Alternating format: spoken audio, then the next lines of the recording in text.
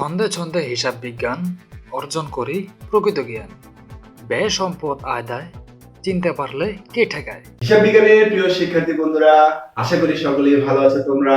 হিসাব বিজ্ঞানের প্রকৃত বিশুদ্ধ জ্ঞানের জগতে আমি রিয়াজউদ্দিন তোমাদের সবাইকে জানাই সুস্বাগত।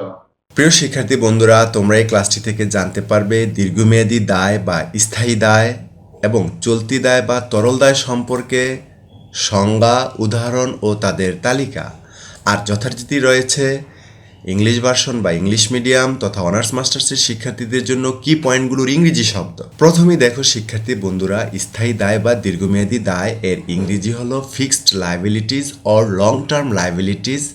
যা দায়, এই দায়গুলো অলওয়েজ ক্রেডিট হবে। এদের সংজ্ঞা হলো বহির্দায়গুলোর মধ্য হতে যে সকল দায়গুলো দীর্ঘদিন ধরে রাখা যায়, অর্থাৎ দ্রুত পরিশোধ করতে হয় না, দীর্ঘ মেয়াদে পরিশোধ করা যায়, সে সকল দায়গুলোকে স্থায়ী দায় বা দীর্ঘমেয়াদী দায় বলে।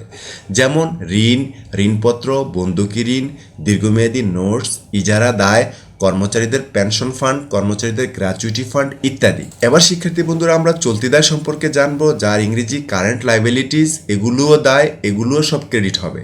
এর সংজ্ঞা হলো বহির্দায়গুলোর মধ্য হতে যে দায়গুলোকে স্বল্প সময়ের মধ্যে নগদ টাকায় পরিশোধ করতে হয়, সে সকল দায়গুলোকে চলতি দায় বলে।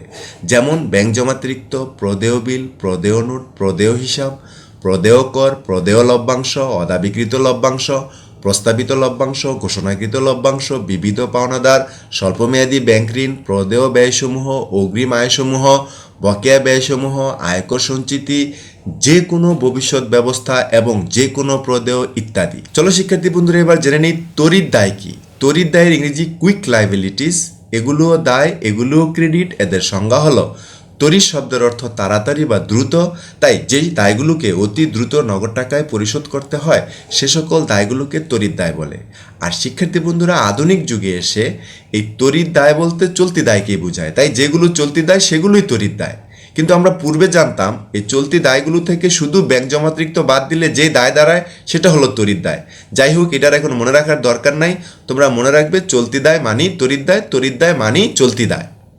আর এই চলতি দায় আর স্থায়ী দায়ের মধ্যে পার্থক্য হলো চলতি দায়গুলো তোমার হিসাবকালের মধ্যেই পরিশোধ করতে হয়, অর্থাৎ অতি দ্রুত 1 বছরের মধ্যে পরিশোধ করতে হয়।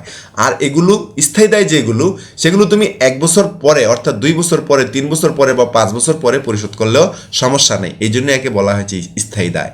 তো শিক্ষার্থী বন্ধুরা, যারা তোমরা এই সংজ্ঞা থেকে এগুলো বুঝে ফেলেছো তারা কেটে পড়ো, আর যারা বুঝোনি তাদের জন্য ম্যাজিক আছে, সেই ম্যাজিকটা দেখাই চলো। এই যে শিক্ষার্থী বন্ধুরা, এটা হলো গ্রিন স্টিচ ভ্যালি। এটা হলো একটা গার্মেন্টস ফ্যাক্টরি যার সাথে আর্থিক লেনদেন হয়। এই যে সোনালী ব্যাংকের, এটা একটা থার্ড পারসন মনে করো, আর তুমি নিজেকে সবসময় প্রতিষ্ঠান মনে করবে, তাহলে ভালো উত্তর পাবে। তুমি মনে করো এই সোনালী ব্যাংক থেকে তুমি 6% ব্যাংক ঋণ নিলে 50,000 টাকা, অর্থাৎ তুমি বছরে বছরে 6% সুদ দিবে। প্রতি বছর তুমি 6% সুদ দিয়ে যাবে, কোনো সমস্যা নেই, তুমি ঋণটা রাখতে পারবে। পক্ষান্তরে দেখো, এই যে তোমার গার্মেন্টস ফ্যাক্টরি, তো তুমি এই তোমার প্রতিষ্ঠানের এই যে শ্রমিকরা কাজ করতেছে, এরাও তৃতীয় পক্ষ, শ্রমিকরা পোশাক তৈরি করতেছে।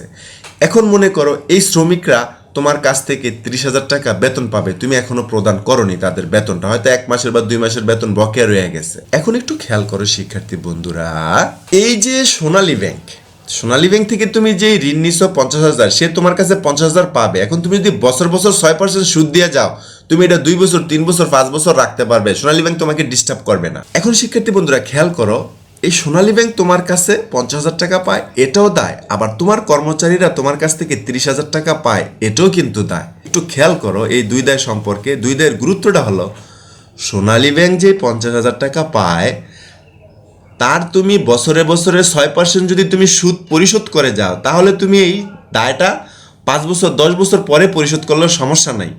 কিন্তু এই যে পোশাক শ্রমিক তোমার, যারা তোমার কাছে 30,000 টাকা পায়, এটা কি তুমি 2 বছর 3 বছর বকেয়া রাখতে পারবে না। তাহলে তারা কি খেয়ে বাঁচবে? এটা অতি দ্রুত তাদেরকে দিতে হবে এই 30,000 টাকা, আগামী মাসে বা আগামী সপ্তাহে, বা খুব দ্রুত তাদেরকে এই 30,000 টাকা পরিশোধ করতে হবে।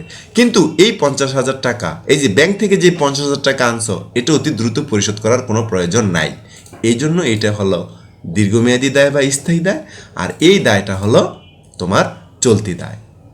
সুতরাং এরূপে যে দায়গুলো দ্রুত দিতে হয়, দিতে বাধ্য, নৈতিকভাবে বলো আর চুক্তিবদ্ধভাবে বলো বা আইনগতভাবে বলো, সেগুলো হলো চলতি দায়।